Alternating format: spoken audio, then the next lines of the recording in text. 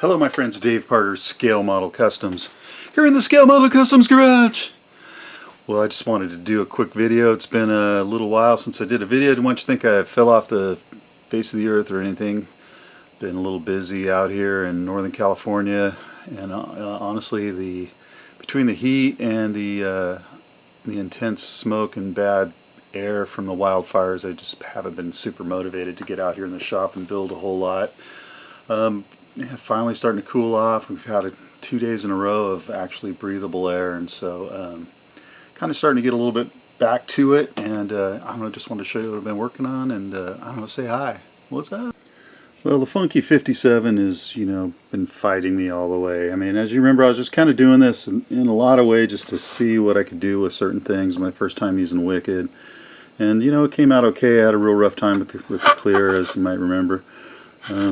I just can't seem to just quite finish this guy off. I got some of the chrome parts installed and got it buffed out as best as I could, but it has a lot of issues, and that's what you get when I may have bit off more than I can chew. I chopped this dude, and then just gave me all kinds of trouble, but really just I was getting tired of working on it a little bit, honestly, so it got a little bit backburnered. I did get the interior in the glass. I mean, since it was chopped, I had to cut the glass, and that went okay. I ended up cracking it a little bit right here when I was trying to fit the cut glass in there, although the cutting part actually went fairly well. Managed to get that done. Like I say, get the tub in, some of the chrome work installed, engines in, and it's up on wheels, but just like this thing kind of making me a little bit crazy. I did add those aluminum air cleaners. I think that looks pretty cool. Decided to just take a break and was working on other stuff, and before all the wildfires, I got at this crazy idea. I had this 50 Ford not quite finished build I had going, and decided to chop the roof off it. And then I had a beat up Monte Carlo, and I decided to chop the roof off of that, and I married the two. So I got this 50 Ford, put it in the light here, I got this 50 Ford shoebox with a 70 Monte Carlo roof on there, all chopped.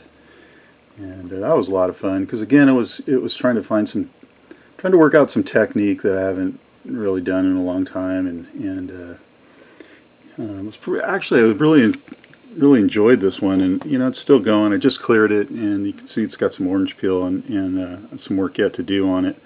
I'm just waiting for the clear to dry so I can polish it. But what was really fun is I had a little gap here when I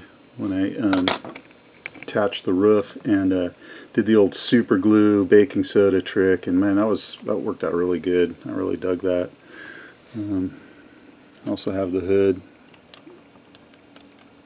It's pretty much ready for this one. So the clear is pretty much dry. Probably later today I'll start wet sanding in, polishing, and getting this thing, I don't know, finished off, because it's really like I said, it was an unfinished 50, so I actually have the chassis all done.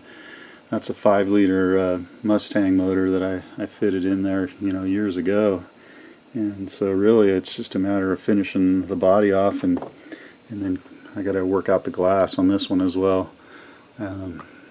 So that's something going.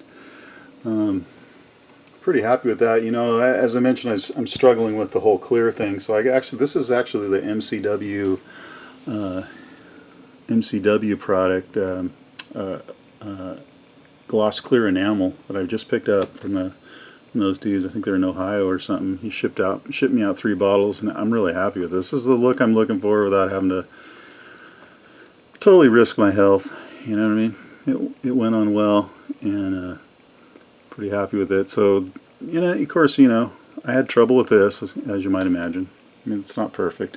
This is silver, like a silver metallic base, and then I shot Scale Finishes candy over the top of it. It's like a candy green, and learned a few things. I think the next time I try to do candy, I'll I'll have learned things. Got some bare metal foil on the trim and the door handles, and this has actually been a lot of fun. Isn't that a weird car? It's like a 50 Monte Carlo. It was a lot of fun, and it's coming along pretty good. And then you know, in the meantime, I've been just trying to pick up some kits. You know, I mean, like, it's just been we had some crazy heat out here, and then so many fires in California. You know, the fires themselves weren't directly affecting us, but we got tons of smoke, and the air quality was unreal. Literally, like, very unhealthy, you know, borderline hazardous to even be outside.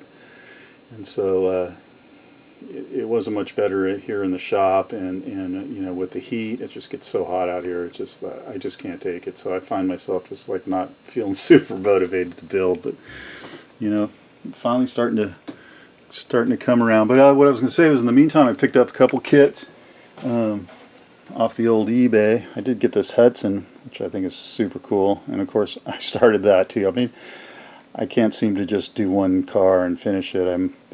Guess I just sometimes have to have multiple things going on. So I got this '54 Hudson that I've been working on, and having a lot of fun with it. I removed all the emblems, all the badges. In the back there was a big giant hole for a piece of Brightwork that was a giant emblem. That got removed. The gas tank actually had a gas tank filler door. I removed that and got it rough sanded all down, and pretty close to actually priming it. I'm trying to get as much sort of ready so I can prime all at once. I want to use the Stanores primer for the first time, so I'm going to get my airbrush set up to prime. I want to prime as much as I can at once. So I've been working on a few things. The plan basically is to have this guy sit super low in the rear, a little bit of another tail dragger kind of deal. So I was just been looking at the suspension, how I'm going to do that, and I think the plan is going to be this. So this has a separate frame for the rear, and with this Mobius kit, the rear axle actually attaches to the bottom of that frame, and then the leaf springs go over the top. I think what I'm going to do is I'm going to cut that frame. I'm going to cut little notches in it right there. Basically, I'm going to just cut the frame and create a gap right here on both sides, and just attach the axle right to the bottom, the very bottom of the car there, and then just essentially mount the frame as two pieces, so I get the rear super low. And as far as the front, I'm just going to leave the front at stock height, so it'll have a little bit of a tail dragging action going on. And this is gonna. I have some Mercedes Midnight Black or Midnight Blue Scale Finishes paint. I think that's the color I'm going to go with. No two-tone. It's going to be all one color. And then I'll do the Brightwork with bare metal foil. I actually have some matte aluminum bare metal foil I'm thinking I'm going to use on this guy. And so I'm enjoying that. I also picked me up a Foos Cadillac, so that'll be a future build. I've always wanted this kit since it came out, never got one. And also picked up another Hudson Hornet. So got a 53 here.